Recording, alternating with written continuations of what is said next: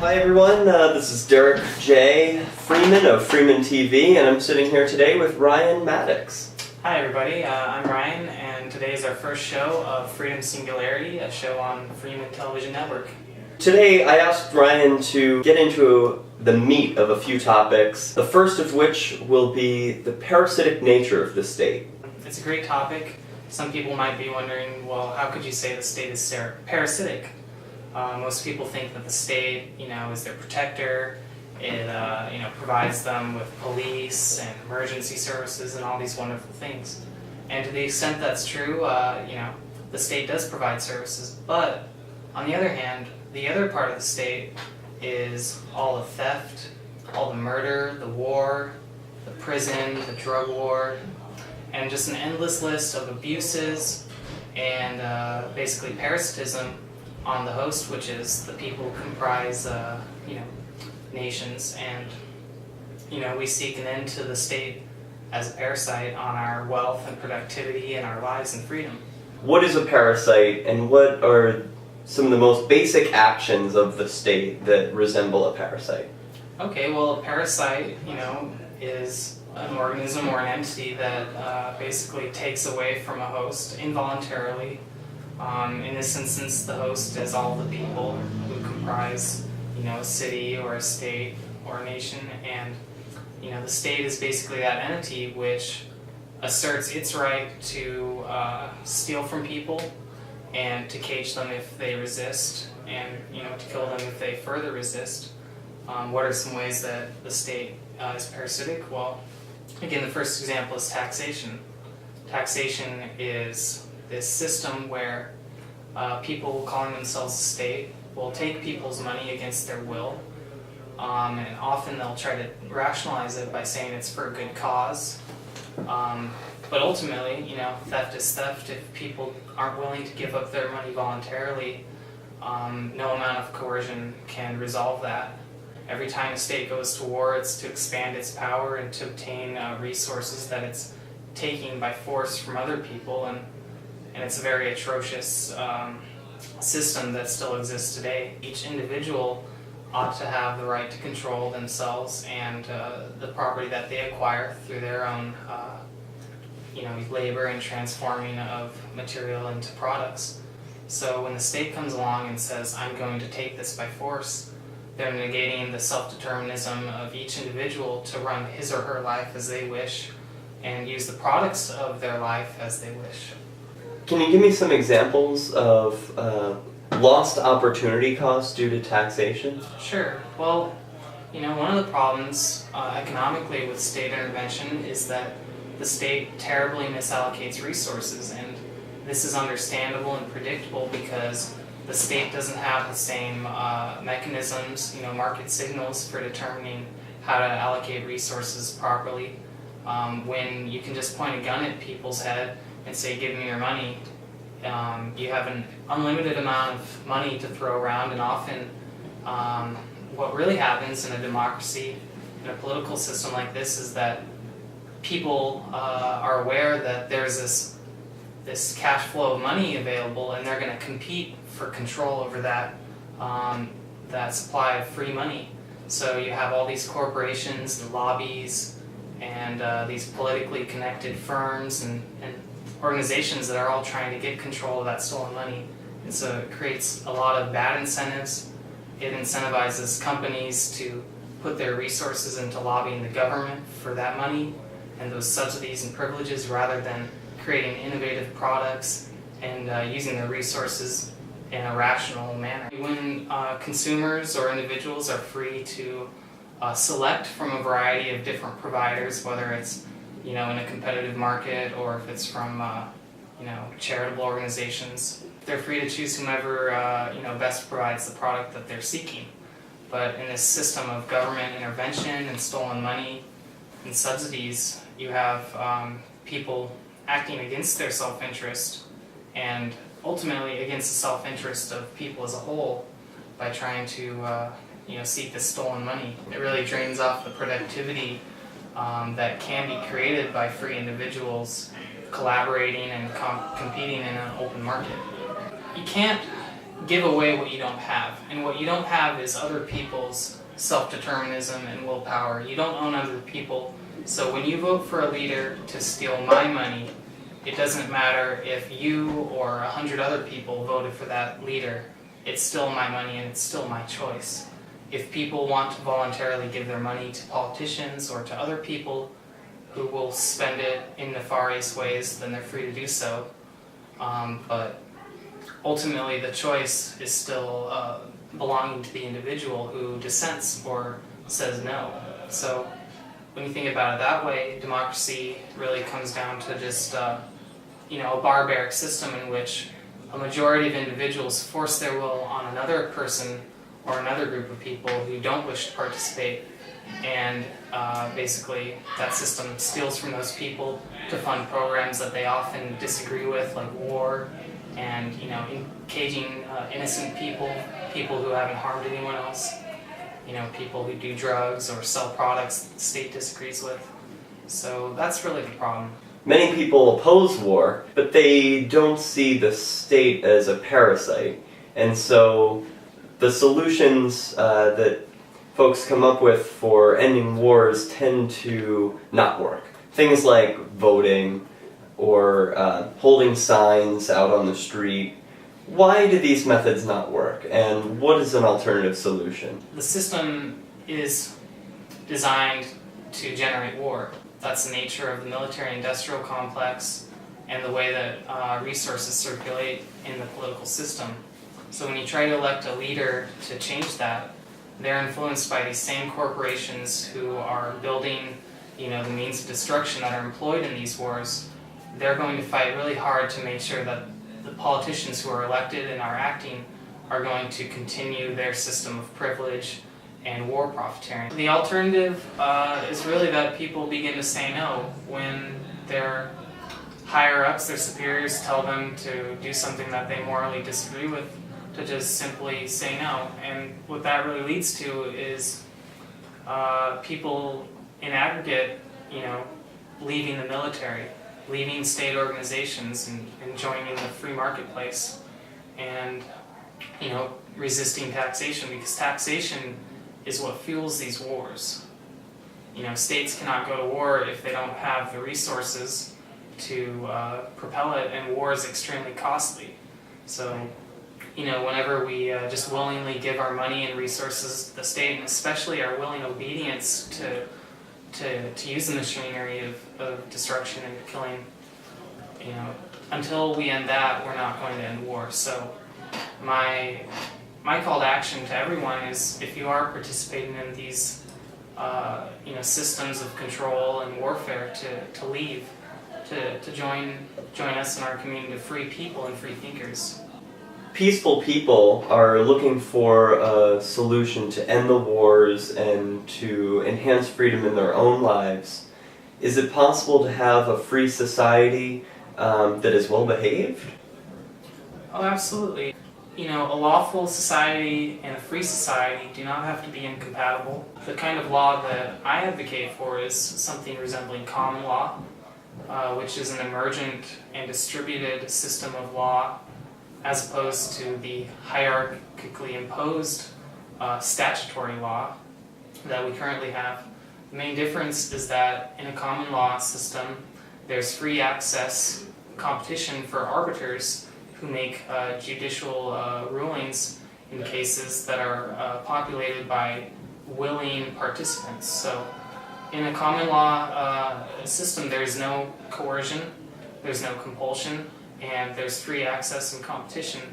And those are the factors that generate a robust legal system that would be compatible with a free society. The laws that are most compatible with basic human nature and society will be those that are favored out over others. And what happens in a political society is bad laws are created for the purpose of sustaining and growing the state, regardless of whether or not it actually serves the values of the people who comprise the legal system. So the people who are in demand of laws are basically being used by the state to expand the state's power and prevent them alternatives to legal justice.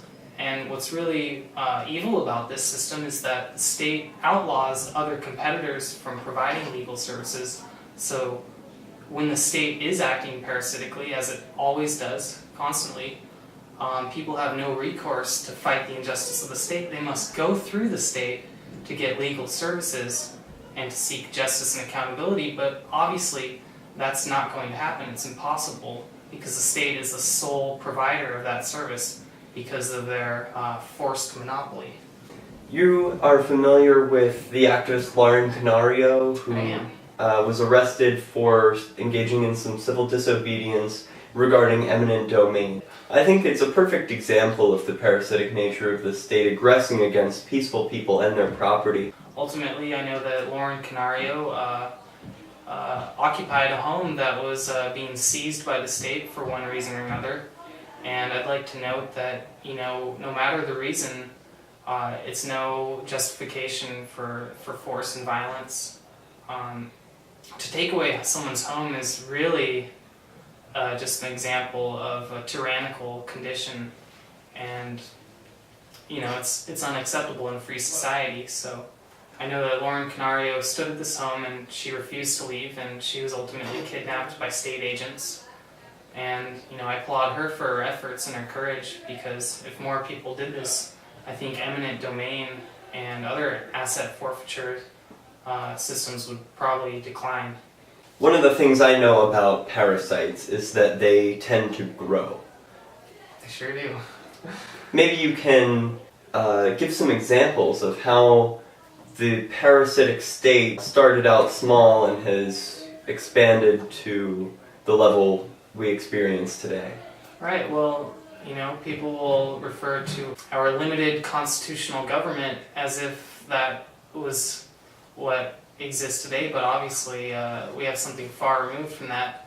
Unfortunately, today the United States government is the largest empire the world's ever known, with more weapons of mass destruction than ever before, and ultimately it terrorizes the entire planet and enslaves us and people in foreign lands.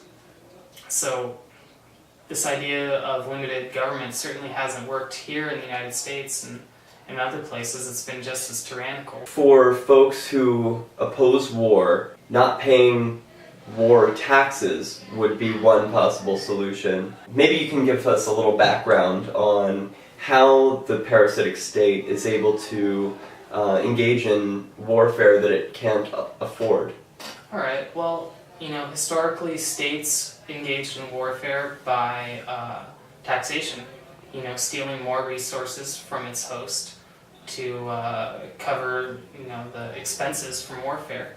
Today things have changed because of inflationary policies from the Federal Reserve and other central banks, across the globe.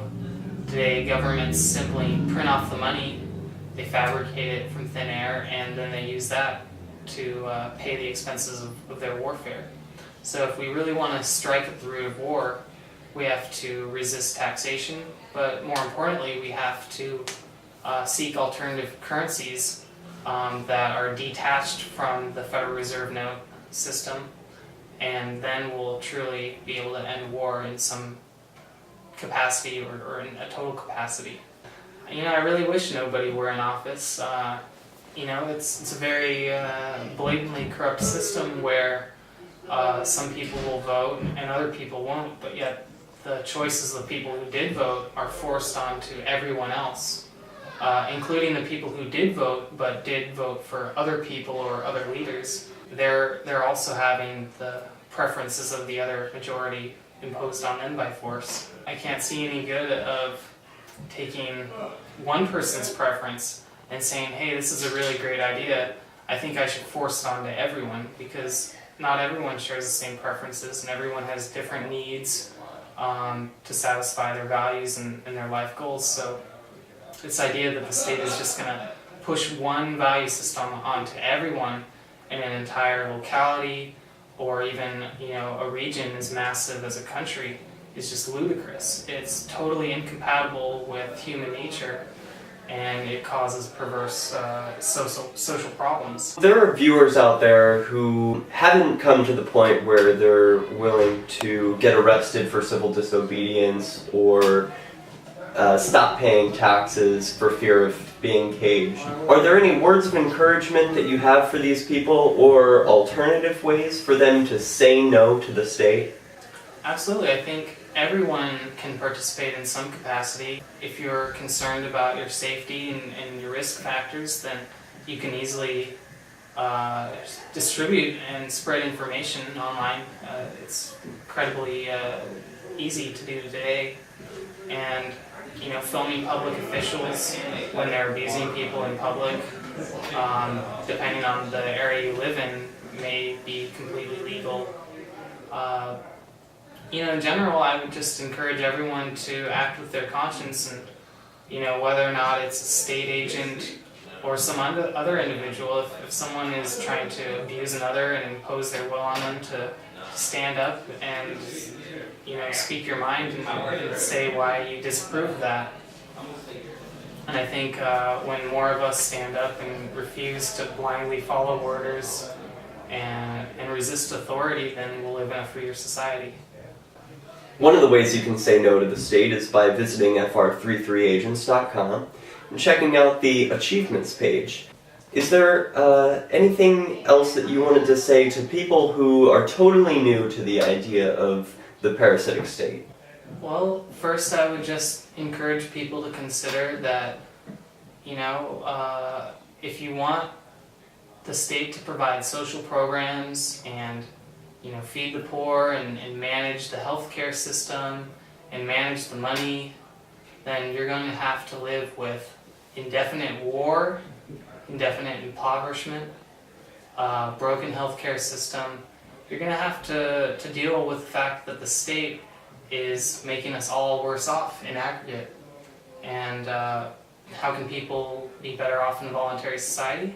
Well, there's not going to be a central institution that can impose its will on you, whether or not you agree with it, and you'll be free to live as you wish and pursue the values you want, uninhibited by the threat of force of other people.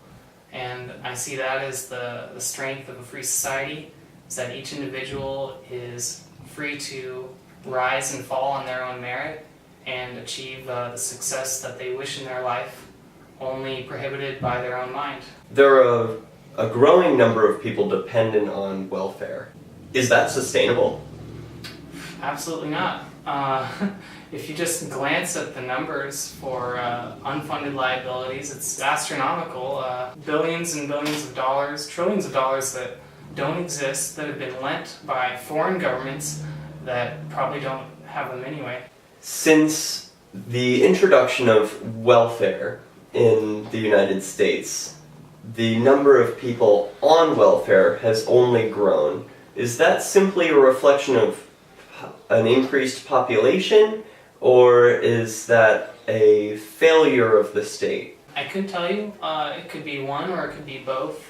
I think it's certainly true that when you subsidize something, you get more of it. That's a constant economic fact. And what the state does is it takes money from some people and it gives it to other people. And those people who are receiving that money don't have an incentive to create it themselves, so they're going to ask for more of it, and they're going to vote for politicians who are going to continue to give them free stuff stolen from other people. And so I believe that when you have a system of entitlements and forced redistribution of resources and wealth, that you're going to have a group of dependent people that need the state to survive. And that's unfortunate, and it's not a value judgment against people who are poor or do use these state services, but a recognition that it is an unsustainable system and that it's in the interest of people to seek an alternative to state services. And I'd implore everyone to consider the idea of mutual aid, talking to your neighbors and persuading them to join your cause if you wish to feed people in your community or to house people who don't have homes. And ultimately, in a free society, what you can expect is that organizations will emerge that will help people who are in need, but to be sustainable, they'll have protocols to ensure that the people are also becoming self-supportive and not merely reliant and dependent on the others. So in a free society, you have organizations that can manage these services, whereas in the state society, you just have what really amounts to chaos. Give me a few examples of some voluntary organizations that have arisen naturally without coercion, which resemble welfare. Absolutely. Well, I'm proud to name a few organizations that emerged here in the Shire. There's Shire Sharing, which I recently discovered, which has been recently donating backpacks to the homeless. There's Free Aid, which is an activist organization that provides basic medical services to activists at events. I'm sure there's countless more examples. And when people start to think in terms of mutual aid and persuasion as opposed to coercion and forced redistribution, there's a wide variety of choices for people to better themselves and other people. One of the ways that the warfare state and the welfare state are made possible is through the concept of central banking, which itself is parasitic. Maybe you can give a brief run-through of the parasitic nature of central banking. Well, central banking is parasitic principally because it's counterfeiting. It's creating money that doesn't exist with the intent to lower the value of other people's money and to extract wealth from the economy to go to some people. And ultimately, it's a cycle that generates more and more resources for the elite who control the monetary system and impoverishes everyone else. The central banking system is really at the heart of the problem, and if we wish to end war and the unsustainable entitlement system as well, we need to end the inflationary central banks that control the money supply. What's a voluntary alternative to central banking? Ron Paul, for example, wants to eliminate legal tender laws and essentially opening up the money markets to competition. Really, that's all that's necessary when people are free to borrow credit or invest money as they wish. You really don't see these problems. The problem really comes from the fact that money can be created on a dime, on a whim, and then it has a ripple effect through the economy. Now we have Bitcoin. Bitcoin is what I think is a viable alternative to traditionally hierarchical monetary systems. With Bitcoin, you can trade pseudo-anonymously, and it's a distributed network, so it can't easily be taken down by states. Ultimately, when you eliminate these laws that prohibit the free exchange of information and goods, you don't have these problems of artificial scarcity and monopoly that you have with central banking. People have been outraged by the actions of the TSA. More average Joes than ever before are experiencing the hands-on parasitic nature of the state. Well, Is this something that people have to look forward to more of in the future? Absolutely. Unfortunately, people do have much more TSA-like tyranny to expect. On the other hand, the more we do resist, the more they will back down to an extent. Because the way the state and the media, the state-run media works is if enough people voice dissent, they'll just kind of try to bury it for a while and bring it back when no one's looking. So, this concept of eternal vigilance against tyrannical states is true. If we are committed to a free society, we can certainly inhibit the growth of the state and eventually one day abolish it. But when you look at TSA and Department of Homeland Security, it's very clear that there's parasitism because you have these people who are paid with stolen money, stolen from people like me and Derrick who don't wish to participate, and it's given to these people who then enforce abusive and violent rules on us. So molesting people at the airports, arresting people without cause, keeping people detained at no First Amendment zones, when they're trying to conduct business or go across borders. And on top of it, there's this inequality where these people get to enforce these laws on us, but yet we don't have that same right. We don't have that privilege to enforce rules that we deem correct on state officials. So it's very clear that there's a parasitic, we own you mentality that governs all the activities of the state and the people who participate in statism. None of us can get away with things that people in the state do, and that's really one critical aspect that makes the state parasitic, is that the rules only apply to us, but not to them. No one goes and pulls over a cop and arrests them because their headlight was out or because they were speeding in a 25-mile-an-hour zone. Only police do that, and only judges get to decide who's guilty or not, or what the penalty ought to be. There's no open court, competition that permits people to seek another arbiter if they wish to contest the ruling. What happens? The ruling goes up to a higher court that's also maintained by the state. So there's a very clear hierarchy and imposition of rule from the ruling class onto the ruled, and that's really the root of what we're experiencing. Do you see a conflict of interest in a prosecutor and a judge both working for the same organization, the state? Oh, absolutely. It's an absolute conflict of interest. Either way, the people who are participating get paid. Consider this: if I'm arrested illegally and I prove it in court, do I get any of my court costs back? Do I get any damages for the amount of time that I had to prepare a legal defense and to protect myself in court, and all the days off of work that I had to lose because I had to go to these court proceedings? No, you don't get that money and time back. The state basically does what it wants, and if you're lucky, you might get away without going to prison or having to pay the money. Oftentimes, they'll force you to pay the money even if you haven't been found guilty of a crime. It's just absolutely ludicrous. Recently, you were the victim of state aggression. Maybe you can recount those stories briefly for the viewers and tell them how you handled the situation as a free, sovereign individual. Not long ago, Derrick, my girlfriend Rosalind, and another individual named Nick were all arrested because we were at a dance party. The police tried to take Derrick's sound equipment, and Rosalind held on to it, as did Derrick, and they began to kidnap Derrick and Rosalind. And when they did that, I tried to rescue Rosalind from them, and they kidnapped me too.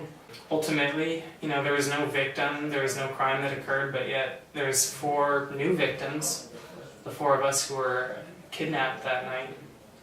What am I doing to stop that? Well, I'm going to continue making more videos like this and talking to as many people as I can to spread these ideas, and to let everyone know that I don't approve of being kidnapped for being at a dance party and trying to protect the person I love from strangers with guns. Now, more recently, there was a man who was standing outside of your car, and it looked like he may be giving you a ticket. How did you handle that situation? I went out there and I tried to see what was going on, and the person who was parked in front of my vehicle started getting in her car to move the car to avoid getting a ticket, and the cop put the ticket right on the car before she could even leave. What is it that you did when faced with state aggression? Well, it didn't take a lot except just the willingness to stand up for your rights. I went out there, and the cop didn't appear to want to cooperate or talk about it. He seemed intent on just writing the ticket. I walked up to him with a few